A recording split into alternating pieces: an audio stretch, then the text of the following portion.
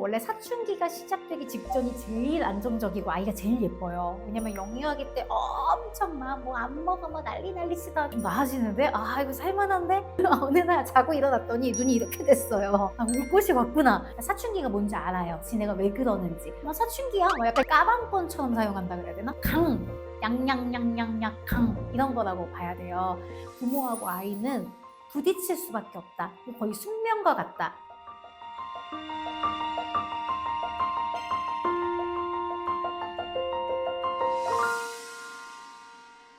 안녕하세요. 이다랑의 육아낫 언론입니다. 오늘의 주제는 사춘기예요. 요즘 사춘기가 훨씬 더 빨라진 것 같아요. 아이들이 한 2, 3년 정도는 최소 빨라졌다라고 보는 게 좋을 것 같고요. 빨리 왔으면 빨리 끝나냐? 또 그것도 아닌 것 같아요. 빨리 오고서 오래가는 요즘 사춘기. 부모님들 아마 고민 많으실 것 같고요. 그래서 제가 오늘 이 사춘기에 대해서 저의 경험도 좀 솔직하게 털어놓고 사춘기 아이들과 우리가 왜 부딪히는지 또 어떻게 하면 좋은지 이런 이야기들 좀 나눠보려고 합니다.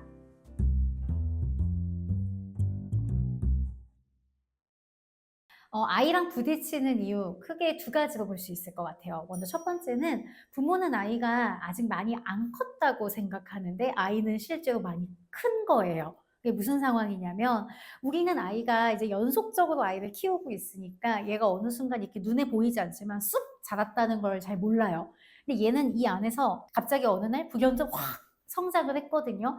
그러니까 예전과 같은 방식이 갑자기 어느 날부터 통하지 않게 돼요. 그게 뭐냐면 아이가 그걸 받아들이는 방식 자체가 얘가 성장을 했다는 얘기거든요. 자기의 자아가 예전보다 더 뚜렷해지고 더 커진 거예요. 근데 부모는 여전히 아이가 아직 덜 컸다고 생각하고 이전에 했던 방식을 그대로 고수하게 되죠. 여기서 한번 크게 부딪히게 되는 것 같아요. 두 번째는 이거와 완전히 반대인데 부모는 모순되게도 아이가 많이 자랐다라고 생각을 해요. 그래서 아이가 많이 컸기 때문에 당연히 알아서 할 수 있을 거다.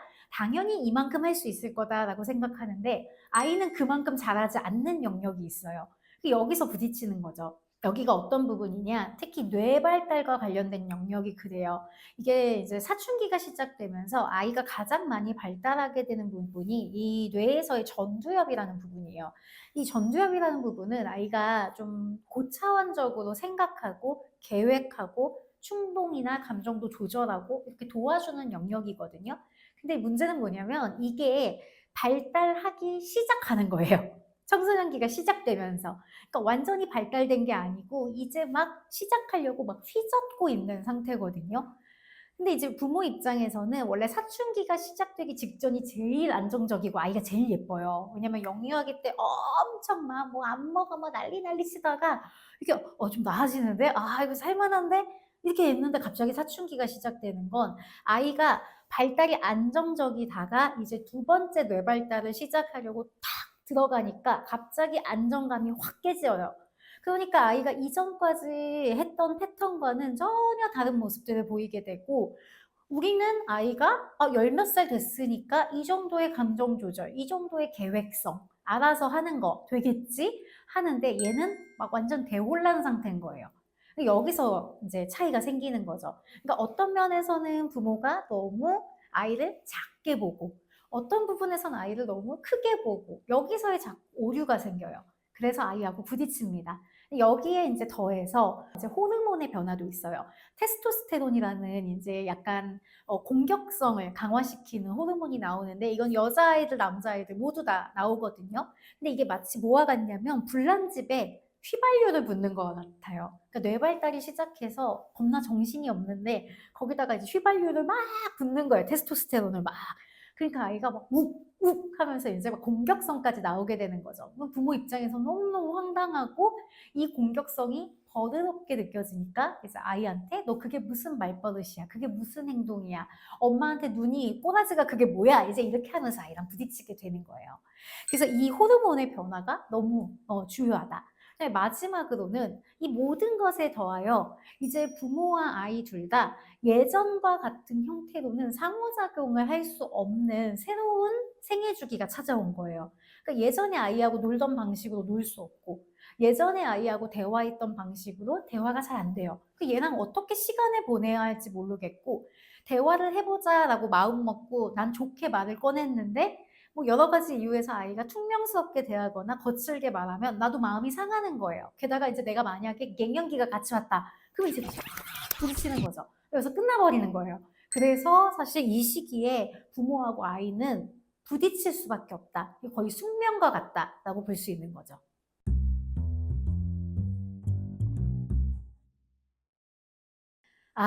저희 아이와는 이제 1차 폭발기가 한번 지나가고 지금 약간 일시적 소강 상태입니다. 그래서 요즘 약간 사이가 괜찮은 편이에요. 저희 아이가 조금 감수성이 민감하고 좀 그러다 보니까 사춘기적인 말과 행동이 빠르게 오더라고요. 제가 그게 왔다는 걸 좀 빠르게 눈치를 챘어요. 그러니까 여자아이들이 오는 속도에 맞춰서 온 것 같거든요. 근데 이 아이가 일단은 눈빛이 어느 날 자고 일어났더니 눈이 이렇게 됐어요. 달라진 거예요. 그래서 '아 올 것이 왔구나.' 이제 이렇게 생각을 했죠. 그리고 무슨 말을 하면 저는 평소처럼 얘기를 했는데 엄청 퉁명스럽고 공격스럽게 대응을 해요. 저희 아이 진짜 사랑스러웠거든요. 근데 이제 얘가 너무 그렇게 구니까 저도 순간 너무너무 미운 마음이 들고 굉장히 '아 이거 이제 시작인데 이거 어떻게 해야 되나.' 많은 부모님들이 그동안 이렇게 아이가 노력하면서 쌓아왔던 공든탑을 왜 한 번에 무너뜨리는지 알겠다. 이제 이런 마음이 들었어요. 그래서 '아 정신 바짝 차리자.' 이제 이런 마음으로 아이에게 대했고, 뒤에서도 뭐 인제 여러 가지 방법들을 얘기하겠지만 저는 아이에게 저의 감정에 대해서 일단 솔직하게 얘기하는 것, 그다음에 아이한테 행동할 수 있는 선을 명확하게 그어 주려고 많이 노력을 했습니다. 그러니까 너의 감정이 그렇다라는 걸 알지만 사춘기이기 때문에 이 행동이 용납되는 것은 아니다. 라는 이야기를 해주기 위해서 앞에 엄청나게 아이한테 맞추는 기간을 일시적으로 좀 가졌어요. 그러니까 평소보다 많이 조심했다라는 얘기죠. 그러고 나서 아이가 그러면 점점 선을 넘거든요. 그때 아이에게 어느 날 각 잡고 앉아서 좀 강하게 얘기했어요. 사춘기이기 때문에 모든 것이 용납되는 것이 아니다. 근데 이게 저희 아이만의 얘기가 아니더라고요. 제가 부모님들하고 얘기해 보니까 요즘 애들이 미디어를 빨리 접하고 이러잖아요. 그러니까 사춘기가 뭔지 알아요. 지네가 왜 그러는지. 근데 이걸 약간 까방권처럼 사용한다 그래야 되나? "나 사춘기야." 뭐 약간 이렇게 나오는 거예요. 근데 여기에 이제 부모도 어버버버 하면 안 된다라는 거예요. 아이한테 "맞아. 너에게 사춘기가 오나 봐. 그래서 그런 변화가 올 수 있고 네가 원하지 않는 마음이 찾아올 수 있는데, 근데 내가 너한테 맞추려고 이만큼 노력하고 있고 이 이상은 안 돼. 네가 사춘기라고 이런 말을 함부로 해서는 안 되는 거야. 네가 사춘기라고 문 뻥 차고 들어가는 거 안 돼." 이렇게 행동선을 명확하게 그어주는 거. 저는 사실 이게 조금 유효했다라고 봐요. 그래서 아이가 행동을 조심하려고 하는 게 보이면서 저도 아이한테 조금 더 세밀하게 신경 쓰고 이 과정을 지금도 계속 반복하고 있습니다. 근데 이게 잘 지나올 수 있었던 이유 중에 하나는 영유아기 때 튼튼하게 쌓아온 관계?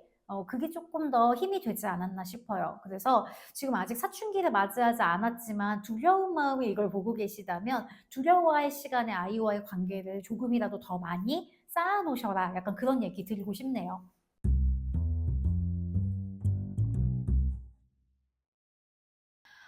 일단 첫 번째는 이 사춘기 아이와 잘 지내는 방법은 쿵 더더더더 쿵 더더더 이렇게 보시면 돼요. 이게 뭐냐면 그러니까 강 양양양양양 강 이런 거라고 봐야 돼요. 우리가 예전에는 아이한테 좀 더 빈번하게 막 중중중 강강강 이렇게 했으면 사춘기가 아이가 좀 시작됐다 그러면 되게 넘어갈 수 있는 건 최대한 넘어가 주고 중요한 것에서 그냥 이렇게 쾅 쳐야 돼요.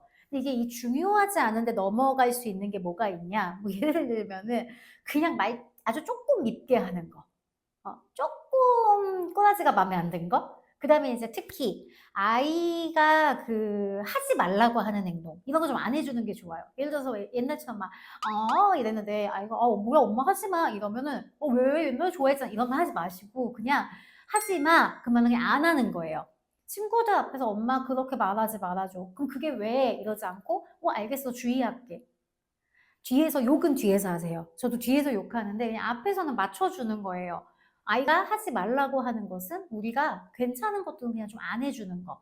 그다음에 아이가 인제 옷 입고 다니는 꼬락서니, 머리 이런 거 보면 답답하죠. 왜냐면 저도 양가 부모님들한테 엄청 소리 들어요. 제 머리 잘라줘라, 제 옷 좀 예쁘게 입혀라. 근데 그게 제 맘대로 되나요? 아이가 그림자처럼 흑백 요리사처럼 입고 다니고 맨날 머리는 요렇게 하고 다니는데 그런 것까지 제가 매일 아침 아이하고 얘기하잖아요. 그럼 얘하고 관계가 나빠질 수밖에 없는 거예요. 그냥 쟤는 당분간 내 아이가 아니다. 그냥 지나가는 청소년 1, 2, 3이다. 이렇게 생각하고 넘어가야 그래야 진짜 중요하게 너는 그렇게 말하는 거 아니야. 그 행동은 옳지 않아. 라고 얘기하는 것에 강하고 정확하게 딱 포인트가 잡혀요. 그래야지만 아이하고 뭔가 대화를 이어나갈 수가 있고 관계 유지가 되고 아이에게 훈육이라고 말하면 뭐하지만 행동 수정을 할 수 있는 여지가 생긴단 말이에요. 그래서 이 호흡을 강약약약 이걸 꼭 기억하셨으면 좋겠고요. 두 번째는 요 시기의 아이들은 별것도 아닌 거에 발끈하는 게 있어요. 그래서 자꾸 아이 중심적으로 코드를 맞춰줘야 되는데 이게 뭐냐면 이제 아이한테 우리가 뭐 예를 들면 우리한테 버릇없게 얘기해요. 그러면 너 어른한테 그게 무슨 말버릇이야? 이렇게 얘기할 것을 바꿔서 그렇게 마음에 안 든다고 해서 그렇게 말하는 건 아니야. 이렇게 객관적인 어떤 훈육의 형태로 들려주는 게 좋아요. 왜냐면 얘네들은 이 시기에 이 어른, 부모에 대한 불만이 계속 가득가득 차고 있어요. 근데 우리가 이제 흔히 아이를 혼내면서 하는 말이 너 엄마 아빠한테 그게 무슨 말버릇이야? 어른한테 그게 뭐야? 이런 식으로 얘기하면 이게 진짜 본질은 뭐예요? 그렇게 말하는 태도는 옳지 않다는 거잖아요. 근데 그게 안 들리는 거예요. 어른이 뭐, 네가 부모인데 뭐, 이제 이렇게 나와요. 그러니까 그 말을 아이를 이렇게 발작하게 할 수 있는 말을 빼는 거죠. 그래서 아이한테 저도 항상 하는 말이 땡땡아 그거는 네가 원한다고 해서 그런 식으로 말하는 태도는 옳지 않아. 다르게 말할 수 있어. 이렇게 얘기하지. 너 엄마한테 그게 무슨 말버릇이야. 이렇게 얘기하는 걸 전 지향합니다. 하지 않아요. 근데 이것만으로도 아이하고 부딪히는 거 많이 줄어요. 그리고 아이가 아까도 말했지만 전두엽이 발달하고 있기 때문에 얘가 알아들을 수 있는 가능성이 점점 높아져요. 얘도 생각이 있다는 얘기예요. 그래서 여러분이 이 부분 주의하시면 좋겠습니다. 그 다음에 이제 세 번째는 아이하고 대화하실 때 반드시 출구를 주셔야 돼요. 엑시스. 근데 이게 출구 없이 노빠꾸로 대화를 나누면 아이하고 관계가 나빠져요. 이게 무슨 말이냐. 아이하고 얘기할 때, 그래. 너 그렇게 하기로 한 거야. 끝이야. 이렇게 얘기하거나 아니면 너 그래. 안 먹기로 한 거다. 너 절대 먹지 마. 이렇게 해서 딱 출구 없이 딱 끝나버리잖아요. 그러면 얘랑 회복이 안 돼요.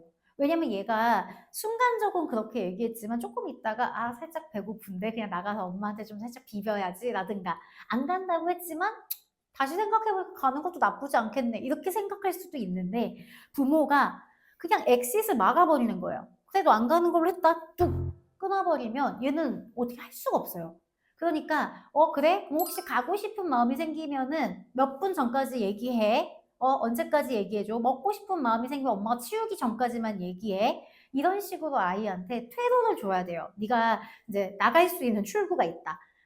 그래야지 아이하고 얘가 충동적으로 말을 뱉었어도 계속 대화가 이어나갈 수 있는데 우리가 너무 화가 난 나머지 그냥 너랑 끝이야 이제 이렇게 딱 해버리면 회복할 수 있는 가능성이 너무 적다. 그래서 일상생활에서 자꾸 출구를 주는 대화를 가져가셔라 이렇게 말씀을 드립니다. 자, 마지막으로는요 아이하고 대화하기 너무 어렵다 이렇게 얘기하시는 분들이 많은데 저는 반드시 말로 하는 대화만 이제 대화다 이렇게 치는 건 안 된다라고 얘기해 드리고 싶고요. 대신 아이하고 함께 침묵 상태에서 시간을 함께 보내는 것도 대화로서 여겨줘야 된다라고 권해드리고 싶어요. 그래서 저는 부모님들한테 아이들과 하라고 추천하는 거이면서 제가 아이하고도 많이 하는 것들이 같이 컨텐츠 보는 거예요. 그러니까 아이가 선택한 거 같이 봐주거나 아니면 내가 선택한 거 재밌는 거 영화나 이런 거 아이랑 같이 보거나 주로 아이가 선택한 거 같이 봐주면 되게 좋아해요. 그러니까 재미없는데 이거를 내가 엔터테인먼트를 즐긴다 이렇게 생각하시면 안 되고 내가 얘랑 시간을 보내고 대화하기 위해서 그냥 얘가 보는 걸 나도 같이 본다. 근데 막 의미 있는 대화, 너 저거 보고 어떤 느낌이니? 이런 거 하지 마시고 그냥 같이 보는 거예요. 같이 보는 거. 그 다음에 또 저는 아이랑 배드민턴 치는 거 같은 거. 대화 일절 없죠. 그냥 열심히 치는 거예요. 근데 같이 활동하는 시간이 계속 유지되는 것만으로도 대화의 효과가 있고요. 그다음에 아이에게 정말 부모한테 말하고 싶은 것이 생겼을 때 아이가 굳이 막 각을 잡지 않아도 배드민턴 치다가 잠깐 쉴 때, 배드민턴 치고 집에 오는 길에 부모하고 얘기할 수 있는 여지가 생겨요. 이거 자체가 대화의 한 물꼬가 되거든요. 그래서 여러분이 아이하고 대화하는 걸 꼭 이렇게 말로 주고받는 대화에 국한하지 마시고 내가 어떻게 하면 아이하고 활동을 같이 해나갈 수 있을까? 어떤 것들이 좋을까? 이런 시간을 공유하는 방법에 대해서 좀 고민을 해보시면 어떨까 합니다.